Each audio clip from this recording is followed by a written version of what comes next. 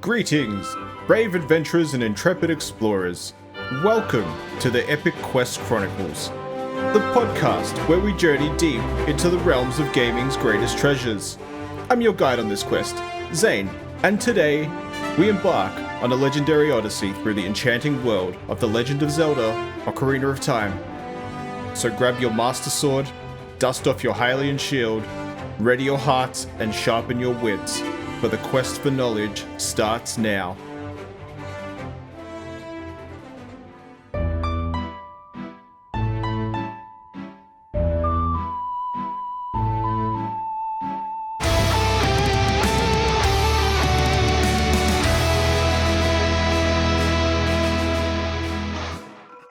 Deep within the sacred forest meadow and the lost woods lies the abandoned, mansion-like forest temple, inhabited by many fierce foes. The forest temple is an eerie, complex temple filled with strange puzzles and other features, designed to confuse its explorers. The dungeon's interior design is reminiscent of a mansion or castle, with portraits hanging in certain rooms and quaint red carpets decorating the floor. This is also one of the few dungeons that has open-air elements. Walled gardens are found on the east and west sides of the dungeon, connected by two wells. Most of its rooms and corridors are covered with moss and vines, and many hold enemies. However, most of the threats the Hero of Time will encounter in this dungeon are undead. The temple is also where the four Poes, named the Poe Sisters, appear by stealing the flames from four multicolored torches in the center of the main room of the dungeon. This becomes the primary puzzle that the dungeon is centered around. Link must hunt down and destroy them to restore the flames and complete the temple. The first two sisters can be found on the upper levels of the temple, in passageways with staircases. The third sister appears in the eastern end of the upper levels after Link solves the jigsaw puzzle, and the final sister mournfully returns to the dungeon's main chamber after her sisters are defeated. Its boss is Phantom Ganon, a ghost of Ganondorf's creation. Upon defeating Phantom Ganon, the Kokiri Saria awakens as the Sage of Forest, and Link will receive the Forest Medallion.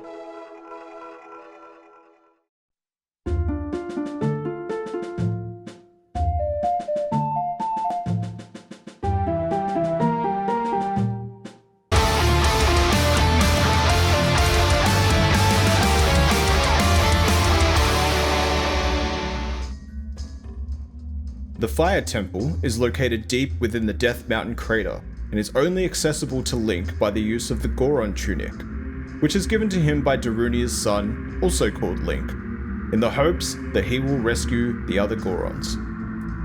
Being in an active volcano, the Fire Temple is filled with many lava pits, including the boss room. Throughout the temple, there are bridges and platforms over magma that must be crossed, as well as complex mazes, one of them consisting of flame walls. Once the Megaton Hammer is found, after defeating the mini-boss Flare Dancer, Link may use it to break obstacles to create new paths. The temple is home to an ancient dragon, Volvagia, who is known to have eaten Gorons in the past. Defeated by an ancient hero with the Megaton Hammer, he was resurrected by the evil Ganon, and the evil king intends to have the dragon turn Hyrule into a burning wasteland if the land's residents don't obey him. The only real defense against the monster is the aforementioned hammer. Upon defeating Volvagia, the Goron Darunia awakens as the Sage of Fire, and Link will receive the Fire Medallion.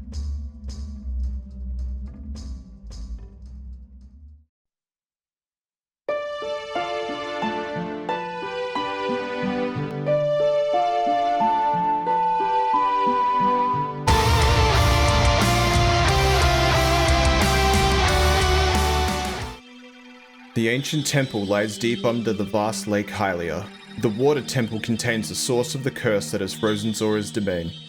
Various parts of the temple require Link to go underwater for substantial amounts of time. Its enigmatic structure consists of various floors, 4 in total, one of them is a basement, and requires the use of playing Zelda's Lullaby at each of the special markings on the walls that manipulate the level of water, which give Link access to various parts of the temple from the hub room.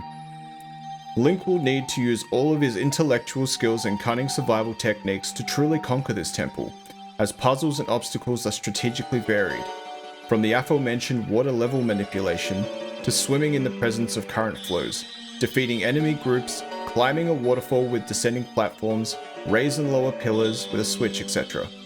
The hero of time will also come to confront his very own doppelganger, Dark Link. After defeating Dark Link, regular Link will find the long shot, which once acquired, helps Link in the search for the boss key and enter the lair of the aquatic boss Morpha. Upon defeating Morpha, the Zora Princess Ruto awakens as a Sage of Water, and Link receives the Water Medallion.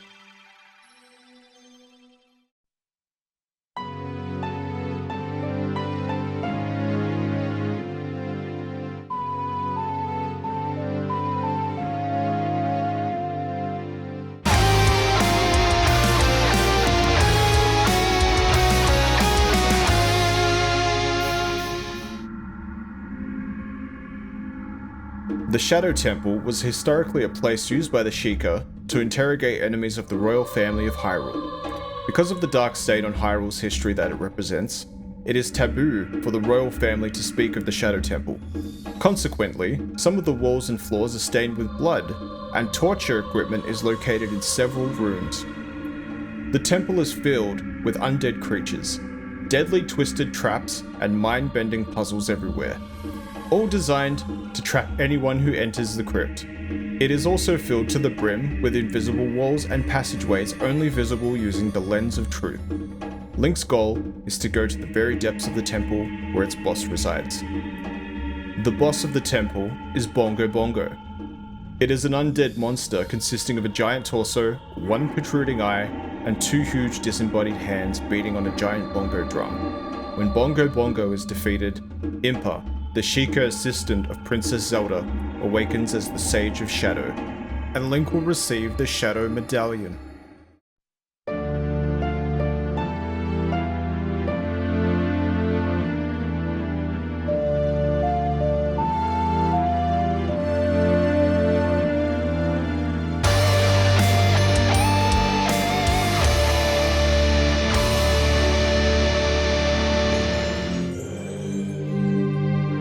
Placed inside the Goddess of Sand, the temple is located in the westernmost area of the Desert Colossus in the Haunted Wasteland.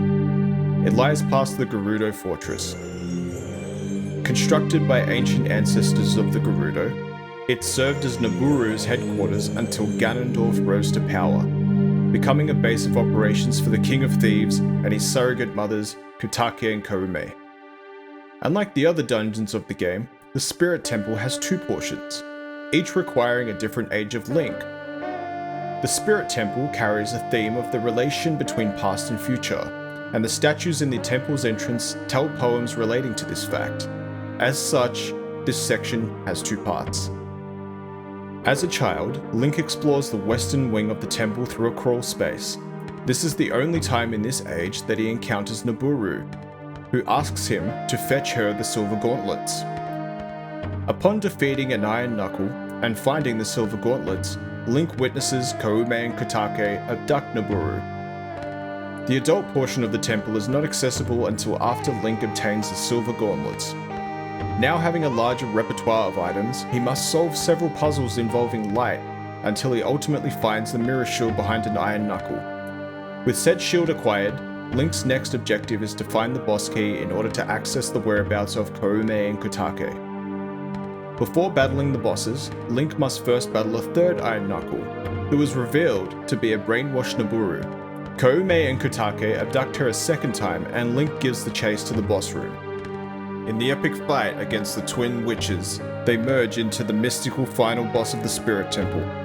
After defeating Twin Rover, it is revealed that Naburu is the Sage of Spirit, and Link receives the Spirit Medallion.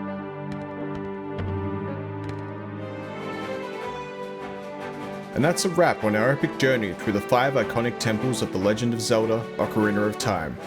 Until we meet again, this has been the Epic Quest Chronicles. May your quests be rewarding and your courage unwavering. Farewell, brave souls, and happy adventuring.